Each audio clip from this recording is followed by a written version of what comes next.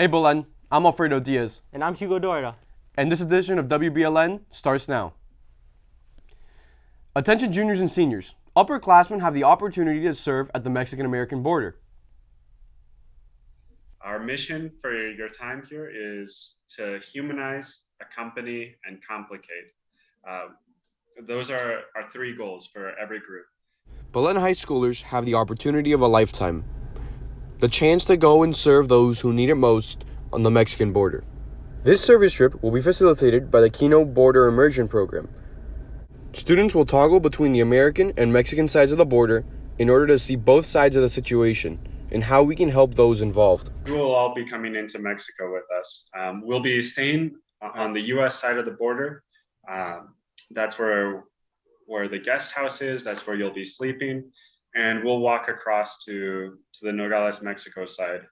Students will be given the chance to talk to Border Patrol, cattle ranchers on the border, as well as those who are currently seeking asylum in the U.S. The experience doesn't end once you arrive back home, as students often try to bring the change that they saw in Mexico into their own communities.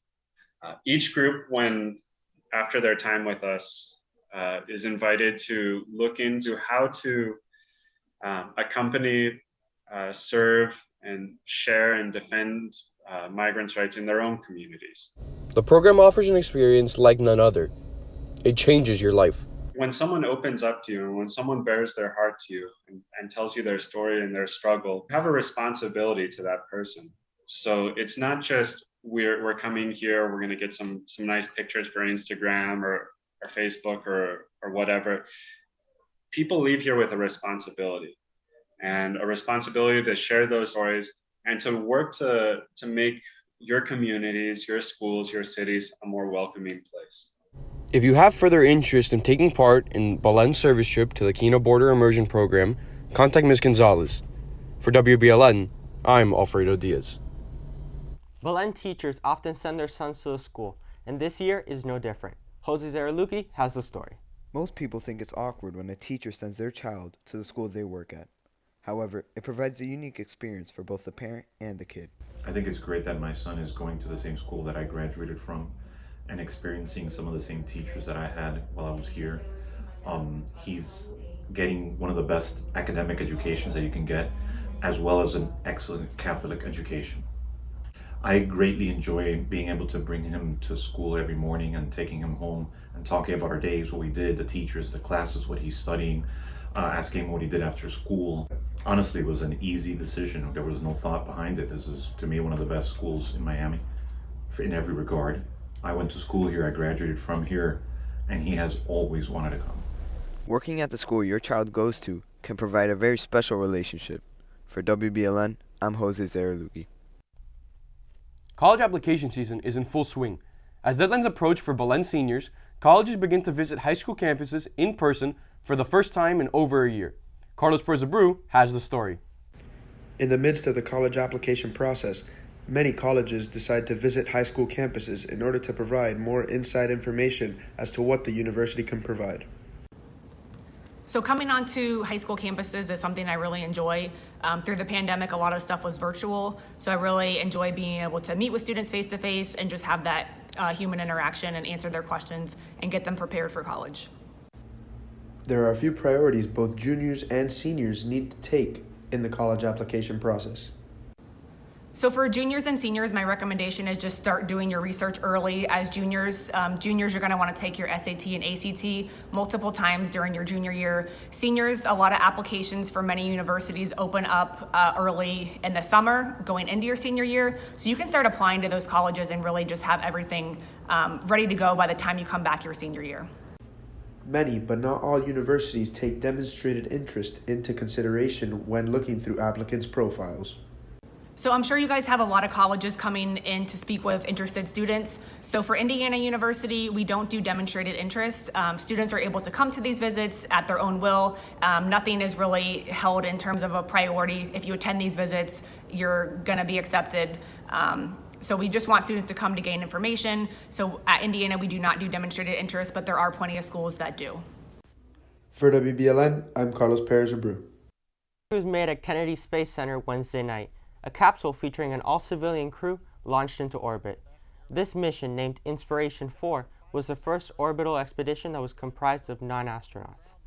Jared Isaacman, a 38-year-old billionaire, financed this out-of-this-world trip. In addition to Isaacman, other crew members included Haley Arsenic, a 29-year-old cancer survivor, 42-year-old Chris Simbrowski, a Lockheed Martin worker who won his seat as part of an online raffle, and 51-year-old Cyan Proctor, a geologist and community college teacher with a PhD. Pope Francis wrapped up his trip to Slovakia yesterday, making this his first international trip in months. The pontiff stayed in Budapest on Sunday for several hours before going to Slovakia for 4 days. His short stay in Hungary was seen in some Catholic circles as a slap in the face of Prime Minister Viktor Orban. The nationalist leader is vehemently opposed to immigration, and Pope Francis has been calling on countries to open their doors to migrants. Holy guacamole! Today's National Guacamole Day. You can celebrate the dip, spread, or salad, which is made from avocados, by making homemade guac. Or you can go out to a local Mexican restaurant for some. Post on social media using hashtag National Guacamole Day.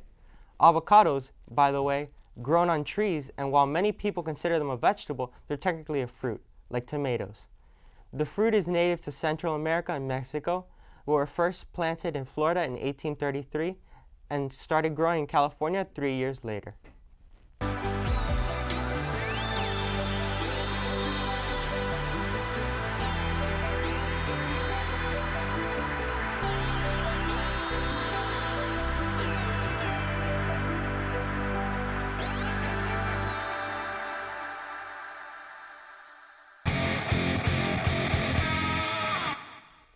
What's up, Wolverines? Let's get the bad news out of the way.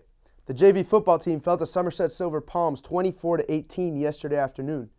The varsity football team prepares to take on Miami Northwestern this Friday at Trazopal Stadium at 7:30 p.m. The varsity bowling team takes on Archbishop McCarthy today at 3 p.m. Week 2 of the NFL season kicks off tonight with Thursday Night Football in an NFC East showdown between the New York Giants and the Washington football team. Don't forget to tune in to Waiver Wire for your fantasy picks of the week.